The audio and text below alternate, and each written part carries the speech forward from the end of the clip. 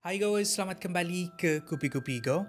Menarik hari ini, saya akan berkongsi kisah seram yang berlaku di universiti tempatan di Malaysia diceritakan oleh pelajar universiti sendiri. Ingin saya ingatkan betul ataupun tidak, kita jangan obses dengan kisah-kisah ini. Kita ambil sahaja sebagai satu perkongsian yang menarik. Dan tanpa melengahkan masa lagi, ini adalah 5 kisah seram di 5 universiti di Malaysia.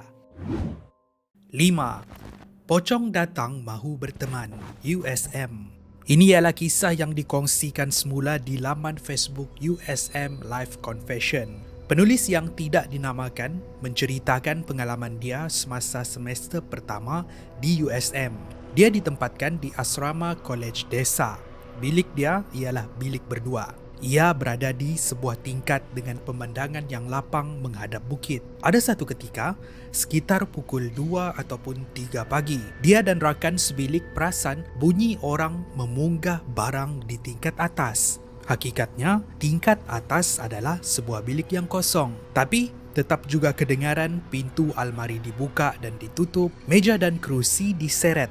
Menurutnya, hampir setiap malam dia mendengar bunyi-bunyi ini. Bunyi-bunyi pelik tidak berhenti di situ. Ada beberapa kali penulis dan rakan sebiliknya mendengar pintu mereka diketuk dengan kuat, membuatkan mereka berdua terkejut dan terbangun. Tapi mereka berdua tidak melayan dan buat tidak tahu. Ada satu malam sekitar pukul 2 pagi, penulis dan rakan sebilik terdengar suara orang ketawa kecil di dalam bilik. Penulis yang takut segera melompat ke katil rakannya, berhimpit macam ikan sardin, sementara mereka membaca ayat kursi. Insiden ini membuatkan penulis demam. Malam keesokannya, dia terbangun pukul 1 pagi untuk memakan ubat. Hanya bertemankan lampu meja di dalam kegelapan, dia bangun dari katil dan perasan tabir di bilik mereka beralun ditiup angin kencang. Maka jelaslah pandangan dia di luar bukit tadi. Alangkah terkejutnya penulis bila dia melihat susuk tubuh pocong berada di atas bukit. Takut dengan apa yang dia lihat, dia melompat ke katil rakan sebiliknya yang sedang tidur. Sekali lagi mereka berhimpit macam sardin. Dia cuba membangunkan rakan dia tadi, tapi rakan dia tidur mati. Pada masa yang sama, pintu tombol dipulas dan perlahan-lahan pintu bilik terbuka. Mengejutkan bila yang masuk tu ialah rakan sebilik yang disangka sedang tidur. Penulis yang kebingungan menoleh melihat susuk tubuh yang berada di sebelahnya. Itu adalah pocong yang dia lihat di luar tadi. Rakan dia melaungkan azan dan pocong tersebut pun hilang. Keesokan harinya, rakan sebilik penulis membuang cadar tilam dan bantal sebab mempunyai kesan tanah kering dan tanah liat. Penulis pula dibawa pulang dan dibawa berubat. Menurut pakar, pocong tu suka dengan penulis sejak dia masuk ke dalam bilik lagi. Rakan sebilik dia tinggal di bilik rakan yang lain sementara menunggu penulis pulang dari kampung. Itulah kisah yang berlaku di USM. 4. Titisan darah dari siling yang misteri, UKM. Sebuah lagi kisah seram dari laman Facebook iaitu Arkib Anchor Negara. Sebuah kisah yang dihantar kepada mereka dari pelajar perempuan yang bernama Nadi. Nadi menuntut di UKM pada tahun 2007 dahulu. Semasa semester pertama, Nadi ditempatkan di sebuah bilik kolej berdua di sebuah tingkat bersama seorang lagi pelajar bernama Jihan. Bilik mereka terletak di sudut bangunan. Pandangan tingkat mereka pula menghadap gelanggang bola tampar. Di sebelah gelanggang pula ialah hutan dan tasik. Gangguan pertama terjadi semasa mereka sedang khusyuk belajar di dalam bilik. Tiba-tiba, Nadi perasan ada tumpukan darah yang jatuh dari atas siling.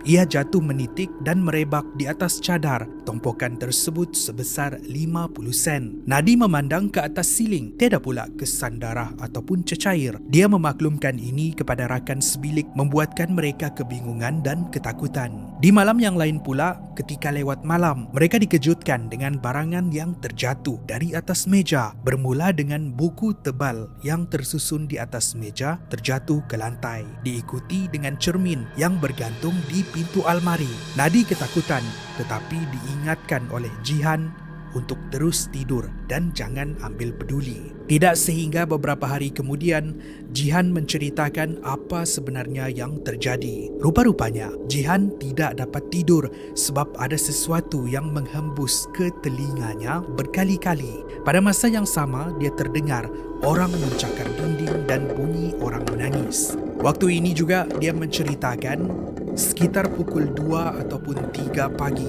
dia terdengar tombol pintu mereka seperti mahu dibuka oleh seseorang, tapi dia buat tak dengar dan terus tidur.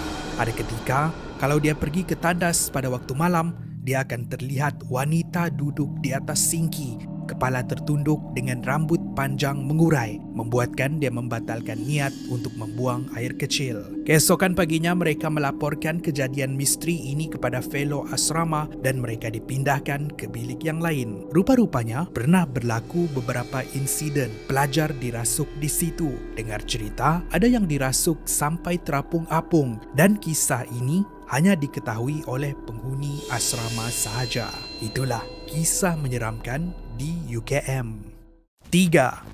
Hantu tarik kaki pelajar, UPSI. Ini pula kisah yang berlaku di UPSI, dikongsikan oleh seorang pelajar yang bernama Fiza, menetap di rumah sewa UPSI di Tanjung Malim. Fiza tinggal di rumah sewa yang mempunyai 3 bilik dengan 5 orang penghuni lain. 1 bilik 2 orang.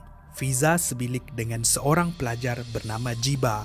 Salah seorang penghuni di dalam rumah mereka bernama Ros. Sehinggalah tiba satu malam. Ketika semua nyenyak tidur, telefon Fiza berdering berkali-kali. Itu adalah Ros yang memanggil dia. Pada asalnya, Fiza hanya abaikan sahaja sebab takut bukan Ros yang membuat panggilan. Selang beberapa minit kemudian, rakan sebilik Fiza, Jiba pula yang mendapat panggilan dari Ros. Mereka berasa pelik dan bergegas ke bilik Ros. Semakin mereka mendekati bilik tersebut, semakin mereka merasa seram sebab mereka terdengar bunyi ayat-ayat Al-Quran dipasang dari telefon bimbit Ros. Mereka membuka pintu dan bertanya, "Kenapa Ros?" Sementara rakan sebilik Ros tidur mati. Ros menangis teresak-esak, katanya ada benda putih duduk di tepi katil yang mahu menarik dia. Walaupun Fiza dan Jiba merasa seram, mereka cuba menenangkan Ros sehinggalah dia tertidur. Di hari yang lain pula gangguan berlaku di dalam bilik mereka. Kali ini Jiba pula yang mengalami pengalaman seperti ditarik oleh sesuatu sementara Fiza tidur mati. Untuk Fiza pula, dia tidak pernah ditarik tapi dia merasa seram ketika berada di dalam tandas. Terasa badannya seperti dicocok ataupun digeletek. Menurutnya, dia bukanlah seorang yang berani tapi hanya berserah kepada Allah Subhanahu Wa Taala. Itulah kisah Fiza dan rakan-rakannya ketika menuntut di UPSI suatu ketika dahulu. 2. Hantu Bukit Mini Rahsia, UiTM Puncak Alam. Kisah seterusnya diceritakan berlaku di UiTM Puncak Alam. Diceritakan oleh seorang pelajar tahun 2 bernama Nas. Di sekitar kolej ni, ada satu bukit yang pelajar gelar sebagai Bukit Mini Rahsia. Kawasan yang sunyi sering dikunjungi oleh pelajar yang mahu bersiar-siar. Ada satu ketika, dia diajak oleh rakan kolej bernama Alan dan Ina untuk naik ke atas bukit. Kononnya, Alan dan Ina ini mahu berdating, tapi Nas diajak. Tidaklah mereka berdua-duaan sahaja. Maka Nas dan Alan menunggang motor naik ke atas bukit, sementara Ina menunggang motornya sendiri. Sehinggalah tiba waktu maghrib, Nas mengajak Ilan dan Ana turun, tapi akibat mabuk asmara, Alan menjawab berkali-kali, "Alah, sekejap lagi, sekejap lagi." Sehinggalah langit gelap gelita. Nas tidak peduli. Dia menghidupkan motor memaksa mereka turun secepat mungkin. Tapi pelik, motor yang mereka tunggang tadi tidak dapat hidup. Masa ni, Nas sudah rasa lain. Pada masa yang sama, mereka terdengar seperti bunyi pergerakan di hutan. Sebelum melihat, ada beberapa pasang mata merah melihat mereka dari dalam semak. Sudah terasa seram, barulah Alan dan Ina bersetuju untuk turun dari bukit. Waktu ni, kunci motor Ina pula hilang, membuatkan dia panik. Nas yang walaupun berdebar tetapi memaksa diri untuk tenang. Katanya, "Kita sorong sahaja motor ini turun ke bawah bukit." Di sebalik kegelapan, mereka pun bertolak. Di Di dalam perjalanan, Nas yang berada di depan rasa tidak sedap hati dan memandang ke belakang. Alangkah terkejutnya bila dia melihat ada 3 susuk hitam yang tinggi mengekori Alan dan Ina dari belakang. Mereka mempercepatkan langkah dan turun dari bukit. Itulah kisah Nas, Alan dan Ina di UiTM Puncak Alam. 1. Bayi menangis di blok college UM. Kisah terakhir kita pada hari ini berlaku di UM, dikongsikan di Instagram oleh pengguna Erajnesh ataupun Danesh. Danesh ialah seorang fellow college. Bermaksud mereka ni ditugaskan untuk menjaga seluruh kawasan kediaman college dan penghuninya. Ada satu malam, sekitar pukul 3 pagi, dia mendapat pesanan WhatsApp dari pengetua college menunjukkan gambar sebuah bilik yang lampunya hidup. Pelik, bila bilik tu tidak sepatutnya ada pelajar yang tinggal. Jadi sudah menjadi tanggungjawab mereka untuk memeriksa kalau ada pelajar di situ. Bila ada fellow yang memeriksa bilik tersebut, mereka terdengar bunyi bayi menangis. Semakin dekat mereka, semakin kuat bunyi tangisan tersebut. Walaupun begitu, beberapa orang mereka tekad untuk memeriksa bilik, tapi tiada siapa di sana, membuatkan mereka semakin meremang. Mereka segera menutupkan suis dan turun. Masa turun, sekali lagi mereka terdengar bunyi bayi menangis, membuatkan mereka berlari meninggalkan blok tersebut. Ini bukanlah insiden berasingan. Staf college pun pernah mendengar bunyi menyeramkan di sekitar kawasan. Kononnya, di sekitar kawasan college dulu ialah kawasan perkuburan orang asli, tapi ia tidak pernah disahkan. Sehingga hari ini, ia menjadi satu kisah menyeramkan di UM.